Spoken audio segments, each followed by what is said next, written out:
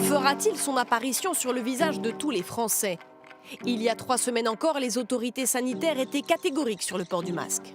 L'usage du masque en population générale n'est pas recommandé et n'est pas utile. Les Français ne pourront pas acheter de masque dans les pharmacies parce que ce n'est pas nécessaire quand on n'est pas malade. Puis, un masque, c'est une technique, c'est réservé à des soignants. Les masques dits chirurgicaux vendus en pharmacie sont destinés aux patients contagieux, aux personnes à risque ou au personnel soignant. Les masques FFP2 plus sophistiqués, uniquement au personnel soignant. Quant aux masques dits alternatifs, par exemple ici en tissu, ils étaient jugés inutiles par les autorités sanitaires. Mais depuis hier, ces masques artisanaux font un retour en grâce.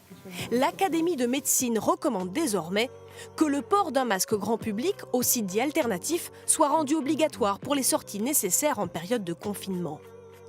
Du côté de la Direction générale de la santé, on ne voit plus d'objection à leur utilisation. Si nous avons l'accès à des masques, nous encouragerons effectivement le grand public, s'il le souhaite, à porter des masques, en particulier ces masques alternatifs qui sont en cours de production. Ce matin à Rennes, difficile de s'y retrouver pour certains. Il y a un discours effectivement qui n'est pas toujours très cohérent. Il n'y avait pas assez de masques, donc on a dit que ça ne servait à rien. Parce que si on dit que ça sert à quelque chose et qu'on dit mais on n'en a pas, faut créer une panique. Aux États-Unis, la question de généraliser l'usage des masques se pose aussi, surtout après plusieurs publications scientifiques comme celle-ci.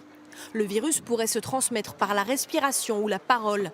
Ces scientifiques japonais ont réussi à observer les particules émises lors d'une conversation. Ces microparticules peuvent transporter beaucoup de virus.